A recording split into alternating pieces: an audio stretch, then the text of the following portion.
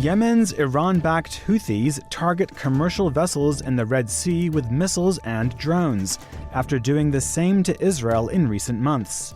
The founder of Israel's missile defense organization tells us how he views the threat to his country from the Iranian proxy. If they keep on firing, eventually something will penetrate. Hopefully their missile is not too accurate. Plus, Iran re-arrests dissident rapper Toomaj Salehi.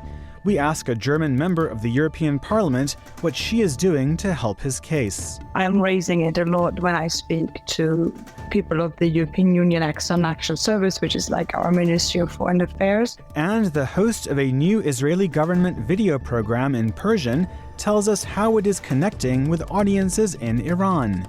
From the Voice of America, this is Flashpoint Iran.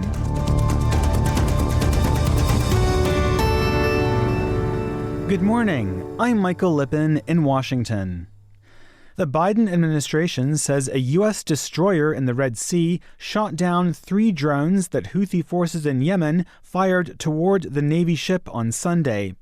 It said the USS Carney was responding to distress calls from 4 commercial vessels that the Iranian proxy militia also attacked with missiles that day.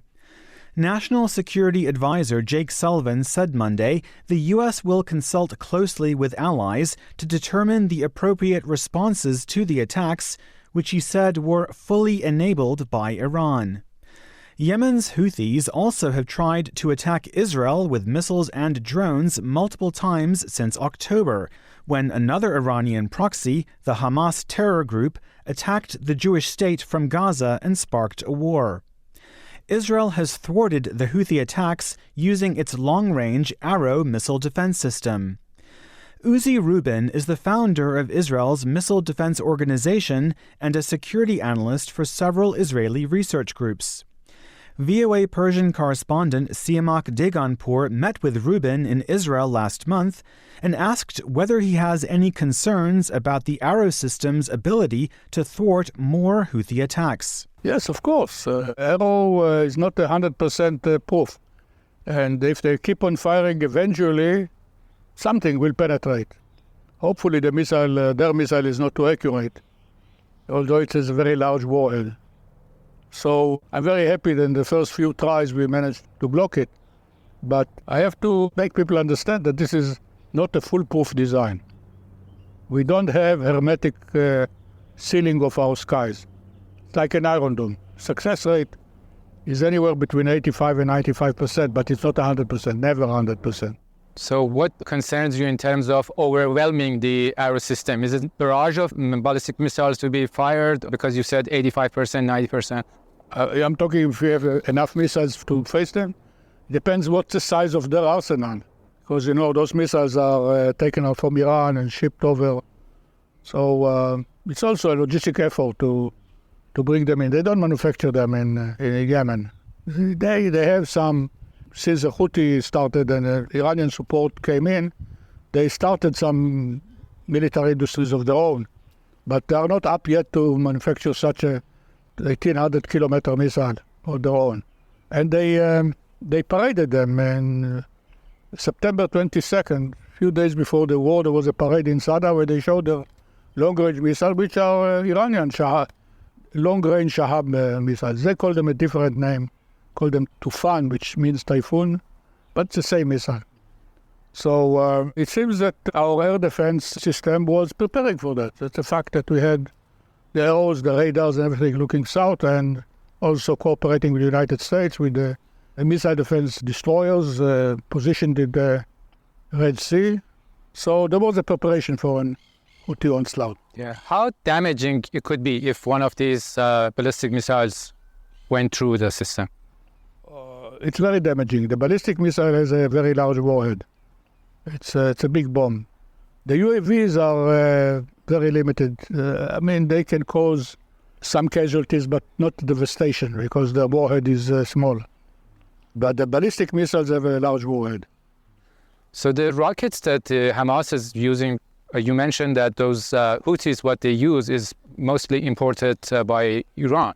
So what technology Hamas is using? Well, a very simple technology. First, the Iranians supply them with rocket propellant manufacturing equipment, quite sophisticated ones. They have the tunnels under the Rafah crossing, and they can roll in everything into Gaza. No problem. The Egyptians officially don't allow it, but you can buy your way and keep those tunnels open. So they had the manufacturing equipment. They took out some Gaza technician to Iran and trained them. They were proud of that. They bragged about it. And then they take irrigation pipes from the fields, or when they buy them when there is no war, they can import civilian goods. And civilian goods include pipes, steel pipes for construction, for irrigation. They take those steel pipes and make them into rockets. Simple but efficient. The rockets are simple, but not very accurate. But they don't want to be accurate. What they want to do, it's like last night. There was an alert of the whole of central Israel. The alert was from two rockets, just two. Why? Because our Homeland Defense Command wanted to be sure that nobody will be hit by the debris. So it alerted half of the country for two rockets. That's the effect they want to get. They don't expect it to hit anything, but they want to terrorize the population and put it under stress.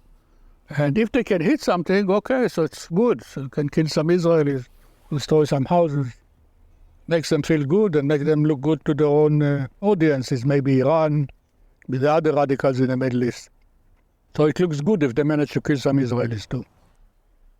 Dr. Rubin, you have spent most of your life in these aspects of the military in Israel.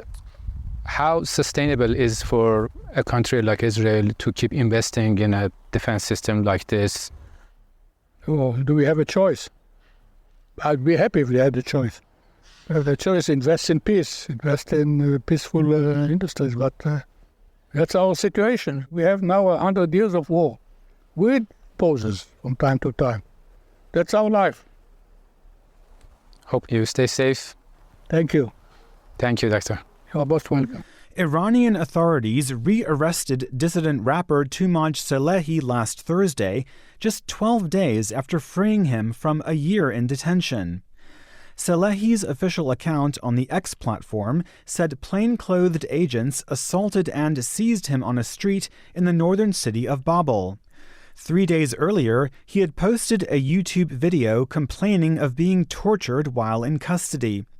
Authorities had freed him on bail on November 18th when Iran's Supreme Court returned his case to a lower court. Salehi had been arrested in October 2022 for speaking out in support of nationwide anti-government protests that erupted in Iran the previous month. Hannah Neumann is a German member of the European Parliament and an advocate for dissidents in Iran. I asked her by phone how much awareness there is in the EU about Salehi's case. I would say he's one of the most well-known activists from Iran, also because a lot of members of national parliaments, also I think one member of the European Parliament, they took this sponsorship program. So they make it their goal to really raise awareness about his issues. And also he's quite well known about the young people just because he's a rapper, which sometimes I think is closer to their lifestyle than a human rights defender or lawyer. Have you and your colleagues been able to translate that awareness to some kind of action to promote his release? I think there have been a lot of actions to ask for his release, like his case is often raised when we discuss the issue in Parliament. I am raising it a lot when I speak to people of the European Union External Action Service, which is like our Ministry of Foreign Affairs. So I think people are raising it, but in the end, I mean, it's in the hand of, and it's the decision of the regime to release him or not to release him, and to kidnap him or not to kidnap him. And apparently they made him one of these cases to really showcase that they are terrorizing their citizens and they can just do it. Well, in terms of your own activism, I understand you met last Friday with some Iranian dissidents, including Masih Alinejad, who is a VOA Persian TV host as well as a campaigner for human rights in Iran. So can you tell us about how that meeting went and what you learned? Well, I mean, first of all, I know Masih for a long time already.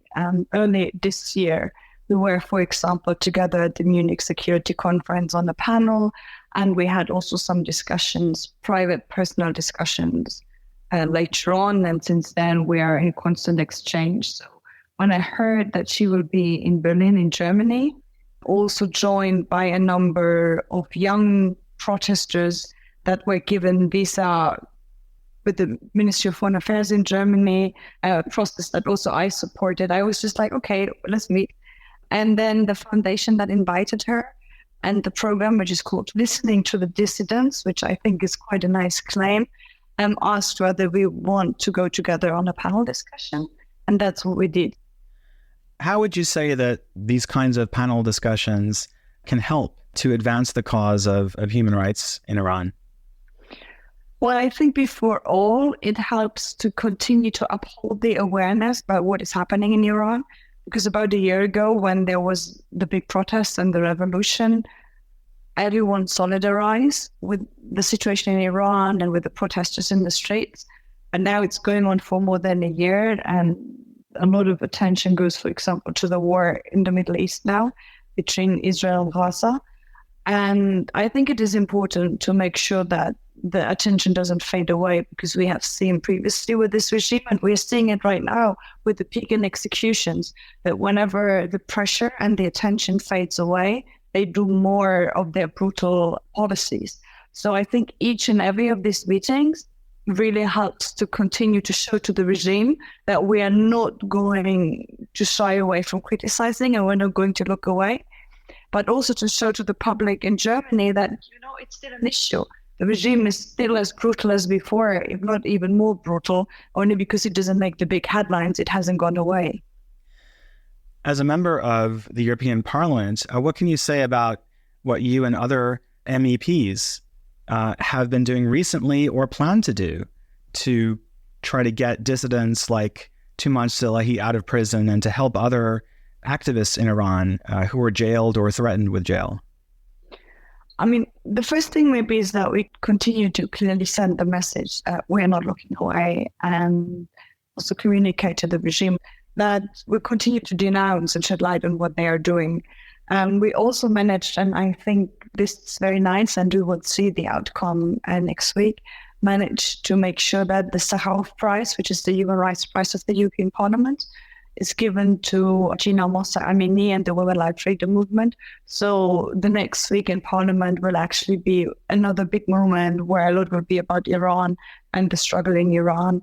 We are working to make sure that internet and communication technologies can be improved, so that also information can get out securely from Iran, so that we have good sources of information about what's happening and don't have to rely only on the regime propaganda.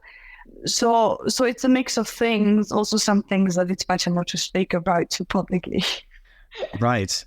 So, Hannah, you're also going to Oslo, Norway on Saturday. What can you share with our audience about your plans for that visit?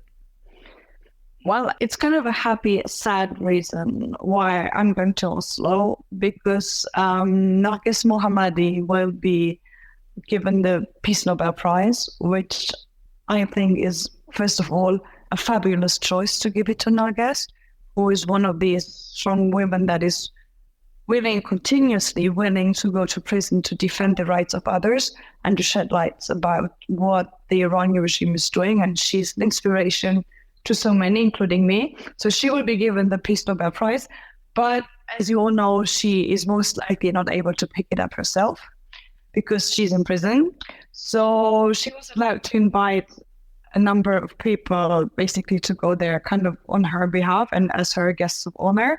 And I'm one of them. So I will actually have a dinner with the Norwegian king and be like witness to the ceremony where she's awarded that thing in absentia.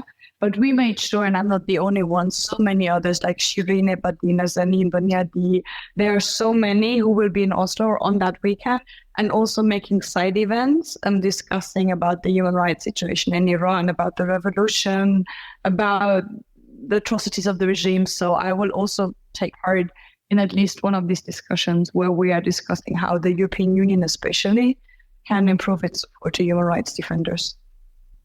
Hannah Neumann, member of the European Parliament from Germany, joining us on the line from Brussels. Thank you very much for speaking to Flashpoint Iran. It was my pleasure. Israel also has been a source of support for Iran's women life freedom protests. My colleague Siamak Deganpour, while he was on assignment in Israel, discussed the issue with former Israeli lawmaker and presidential advisor Ruth Wasserman Lande.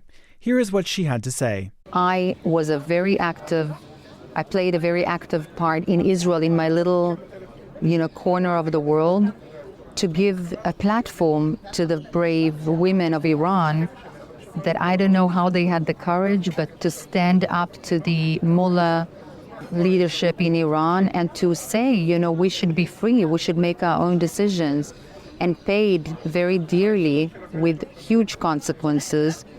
And I know that a lot of people in Israel salute them for their courage, and a lot of women here support them. We had the son of the Shah visit Israel, and we took him to see the murals of the women, the brave women that did this kind of resistance and were shot in the eye and are now blind in one eye. Beautiful murals that remain in different cities in Israel. That was former Israeli lawmaker Ruth Wasserman Lande, mentioning the visit of exiled Iranian Crown Prince Reza Pahlavi to Israel in April.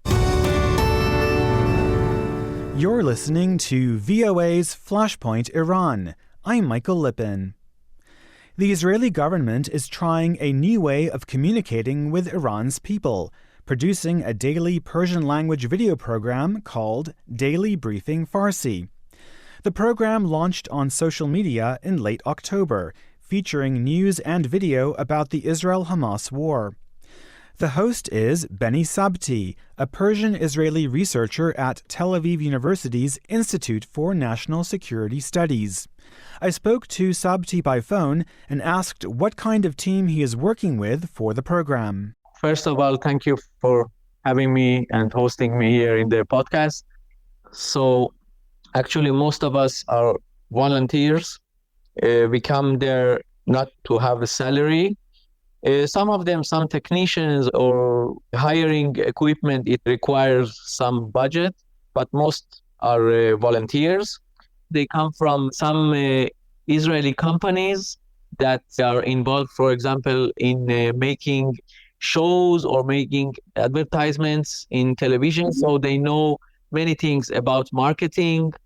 And it's a very good benefit because when they come as volunteers, they can bring all their experience, all their talent into this without any expectations or kind of fighting each other. It's all about Israel now, really. It's not about being in the focus, it's all about Israel. And it's a very nice thing. What platforms have you been using to distribute this video program so far, and what are your future plans for distribution? So we have Instagram, Daily Briefing Farsi, its name, in Instagram, in YouTube, in Facebook. And now they are distributing it also in the Israeli PM Farsi in the Twitter, in X. So we can reach a lot of people, a lot of Iranian people, wherever they are. We are not in Telegram, but I also saw that some Iranians take the video, they download it, and they put it in some Telegram channels. And it's also a very good thing for us because Telegram is very popular for news in Iran, inside and outside. So it's a very good thing that we are jumping from one platform to another platform. And we hope that we spread as much as we can because tell the Israeli side in the story is a very important thing. What sense do you have up to now about how many Iranians are watching this program, especially people inside Iran? Yeah. So as I told you, it's also now in Telegram. So we see that in one Telegram channel, every night about 4,500, 5,000 people see it only in this channel. Maybe we can discover other channels. And something very funny and very interesting happened to me. An Iranian guy, I suppose, he downloaded here in Israel. It went to Los Angeles. I had some copies also from Los Angeles from this video, my video. And I had suddenly a copy also from Iran, from inside Iran. I know the guy is in Iran. So me, it was kind of a verification that, yeah, it spreads. It also goes very fast inside Iran. But you know something, it's better for the Iranians to pass the video as it is to each other as a copy and not the link, because if they share the link, the regime can see it and they can come and arrest them or bother them. But when they share it as a video, the regime cannot know about that. So we use the count, but we know that the sharing is better like that. What have Iranians been saying on social media about this briefing? What kind of reactions are you getting? So, of course, the regime bots, they attack us and curse us and name us in very bad things. But we see also the public side that, first of all, they were very surprised and they were very honored. The Iranians love that someone talks to them in Farsi. And it's like we honor them. So they honored us back. They flattered us with some compliments that it's very important that you talk with us and we love you. And also, we love you because you are against the Iranian regime. This is a kind of my enemy's enemy is my friend. It's like this. So it's kind of an interest to be friends. We have the same interests. We have the same dreams. I just know that it will become bigger and bigger because wherever they are inside Iran is a very large country. I know and not only hope that this broadcast can reach everyone in Iran. Just one other thing I wanted to clarify with you. The actual content of your briefing, is that something that you have to write and it has to be checked with the Prime Minister's office to make sure that you're saying everything they want you to say? Or how much independence do you have in terms of what you are putting in this briefing? Sure. Now, in these days and these videos or tweets or wherever it is official on behalf of the Israeli Prime Minister office, of course, it should be checked. We have the narratives. We have to, for example, in these days, they tell us to talk about the war and how many casualties, unfortunately, there are, or about the kidnapped babies or men and women and these kind of things. But it's not like a dictatorship or like Iranian regime that you can be jailed because of one wrong word or something. We have a lot of freedom in that. As I told you before, we have a producer, we have a director, all of them are volunteers. We have a writer, the script or the scenario, and nobody comes to check it. And of course, we are responsible enough and we are in touch with the Prime Minister office, the spokesperson, and other personalities to make sure that, of course, we are not wrong or saying things that are not so right. But we have a lot of freedom. Nobody comes to check or to dictate us what to say. You know, for me that I come from Iran and I research the Iranian press for 30 years, it's something else.